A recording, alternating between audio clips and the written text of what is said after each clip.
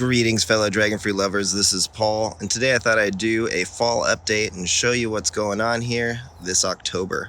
As you can see, Mr. Wu here has had a wonderful year. It's topped the trellis, and it produced around a dozen fruit.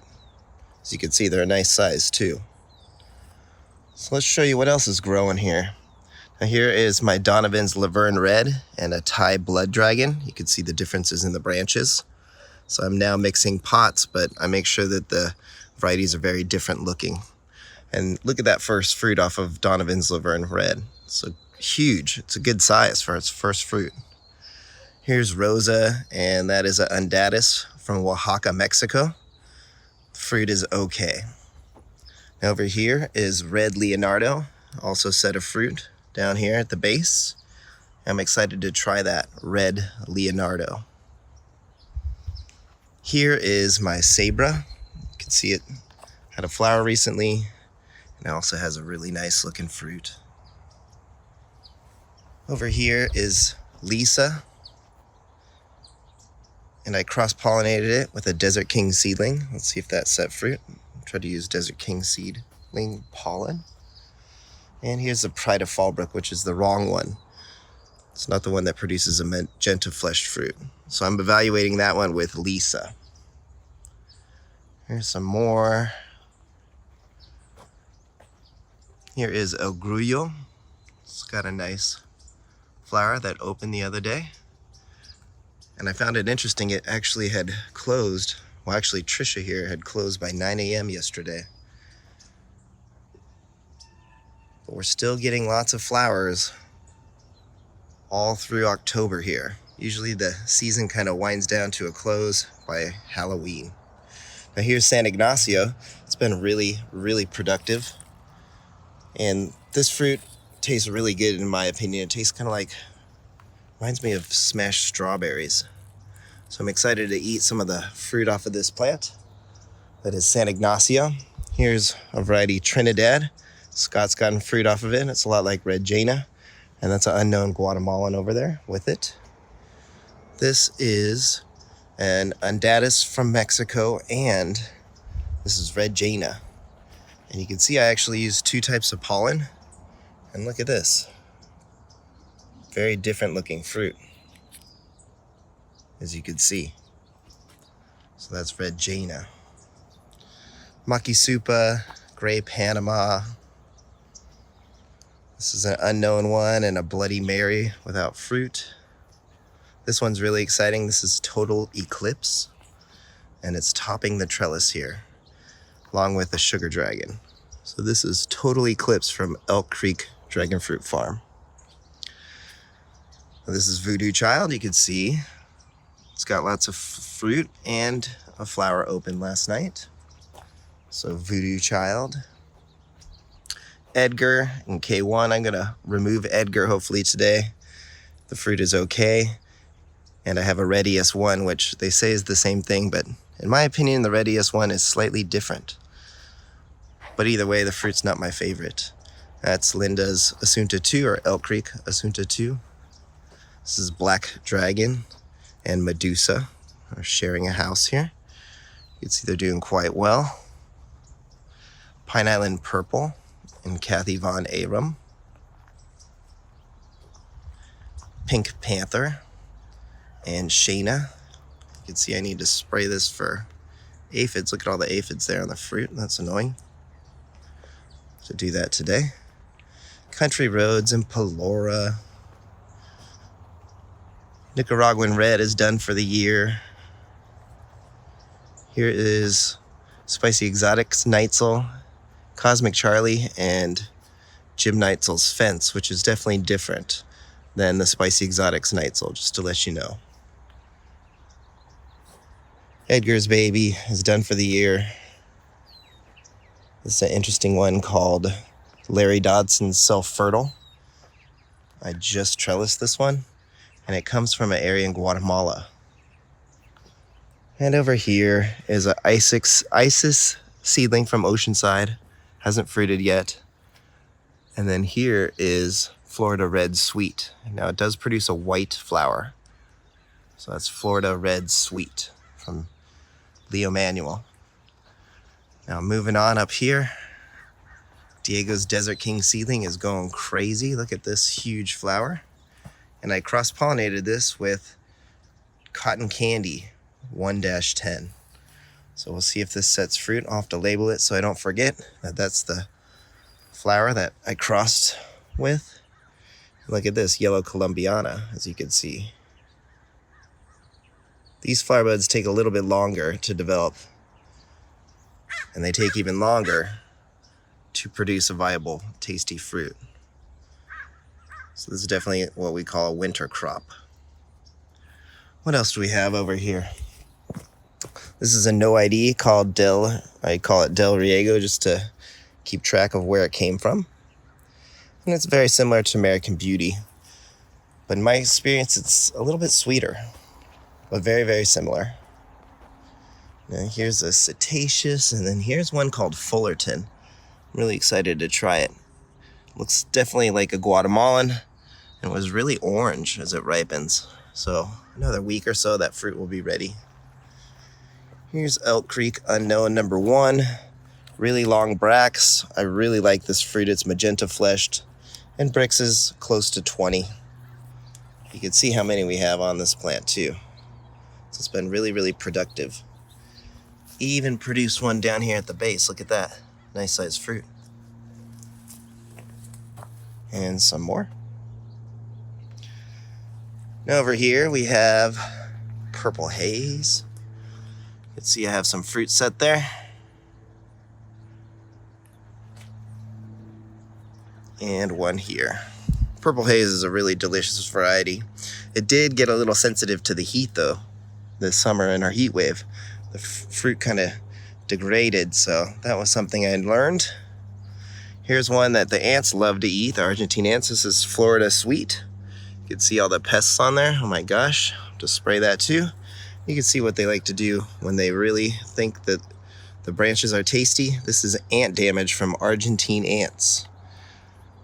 They only do this to the really sweet varieties, I've noticed. And Florida Sweet is a really great fruit. I had one last year. You can see I have one here at the base again. So I look forward to having a nice fruit that's on this plant next season when it's a bit more mature. But a really tasty variety so far. You can see the ants really, really like to eat it. Love to eat the branches. Okay, what else do we have here? Here's an unknown one. You can see it set fruit on the ground. It's an unknown white flesh. Jade red, you can see has a nice flower bud here. And it's growing really well here as it gets cold. Over here is Kaslower K. And this one is a great variety because it tends to have a nice big wave late in the season. So these Nicaraguans tend to start a little bit later, but they also flower and fruit a bit later in the season.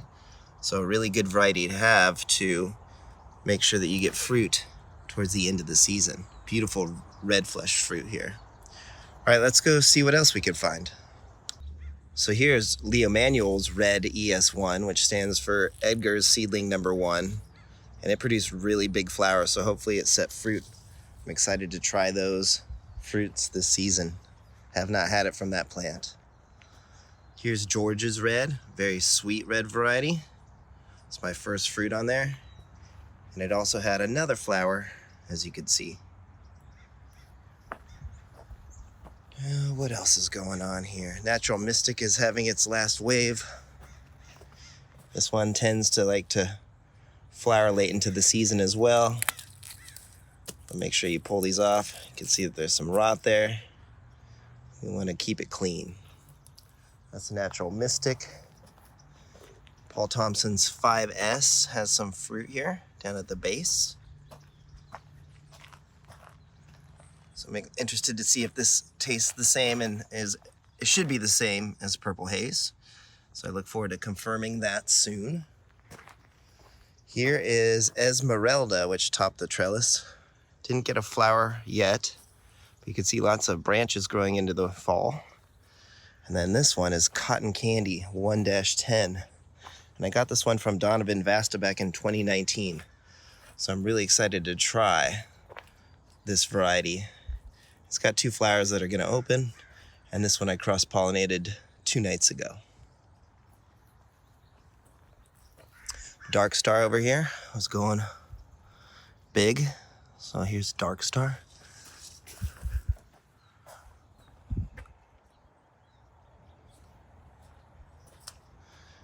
And some more flowers that just opened. Now this is Sayarong's Orange Dragon.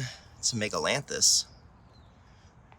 So I'll have this fruit to try in a couple months. You can see it also has one more flower bud too. Over here is Wallace Ranch's Assunta. Looks very similar to Axe, but if I recall, this one was different than Axe. So the Wallace Ranch Assunta. Here's a beautiful American Beauty fruit that I get to pick today. Look at that. It's ready to go. Didn't split at the cone yet, but it's ready. And here's Axe, which is one of my favorite of the Assunta series. Really delicious fruit in my opinion, really sweet. And what else do we have over here? The Guatemalans are mostly done, at least here in the yard. No more flower buds. But Sugar Dragon is going big still. You can see here. And here's another Sugar Dragon. Beautiful fruit that's ready to eat. And here's one that was a branch that turned into a flower bud. You can see the unique structure. Really long. Check it out. You can see it's got another flower opening soon. Here's Danny's Sugar Dragon SD9, which is Sugar Dragon. And then here's one I really like, Neon. I must say, in my humble opinion, I like Neon slightly more than Sugar Dragon. But I just want to make sure that it opens and blooms as early in the season as Sugar Dragon does. It's been really productive, and you can see it's got plenty more flower buds. Here's a big mess of plants that I'm going to be moving and repotting. Some really, really rare ones like Don Burnett's 1-12, which is sister seedling to Queen Denarius, Connie G, and more. And I have Connie G here, Queen Denarius, and more. Lots of fun things here. I'm going to be hopefully trellising soon. This one's really, really unique. This is Leo's Trisha Undatus. Trisha crossed with Undatus. He got it from Edgar Valdivia. You can see here, really unique looking branches with a nice coat. So that's an old variety. Not sure if Edgar named it ever. Here's another hybrid by Leo Manuel, Hyloceres Undatus crossed with Hyloceres costarricensis. So I'm excited to try that fruit. And this is Don Burnett seedling 1-3. So it's just topping the trellis. Over here we do have a yellow Thai fruit. So I did set fruit on there, which is exciting. And here's a weird unknown called Leo's number 1. So we'll hopefully try the fruit. It's really spiny. Here's a very old Frankie's Red. No fruit on it this season. You can see some of these smaller plants, like here's another one of Leo's hybrids. It's set 2 flowers and fruit on it, despite its small size. Here is Hong Red, H-O-A-N-G Red. And this one is interesting because this was sharing a pot with Kwangong Self-Fertile. But they're definitely different plants. So I'm excited to try that fruit here in a couple weeks. Moving on up this hill here. This is the temporary section of Leo's hybrids, and you can see I have a lot of fruit still I'm gonna have to try. It's almost out of hand here. Look at them all. And they're very, very different. You can see how unique they are. This one versus these. These actually look similar, but there's a lot of variability between Leo's seedlings. Here's another one. This is Hyloceres undatus crossed with G2, one of Leo's plants, hybrids. He had 3 pots. Here are two more. Here's another pot of that cross, Undatus crossed with G2. And here's one I really like, Pink Condor. Now, the first fruit tasted to me like a giant pink panther. It was really delicious. Really bright pink and Brixed high 19s. And here's a smaller fruit forming off of one of Leo's hybrids. And I think that's about it for now. Now we did make this cool wall here. I'm making this a dragon fruit wall. You can see. And so what I did here is I took a terracotta pot and I drilled lots of holes with a ceramic drill bit. And I'm just gonna let these dragons grow on this wall here, as you can see. And they're Undatus varieties. And I just want them to spread here. It's a nice shady spot. And I think they'll be really happy here. You can see there's another fruit that's set. And this variety here is Ken's Hardy Undatus. I got it from the late Leo Manuel. You can see how old it is. So there you go. That's what's going on here in most of the yard. So give us a like and a subscribe. Thanks for watching. We'll keep you in touch with everything growing on here. Have yourself a great day. Thanks for watching. And of course, take care.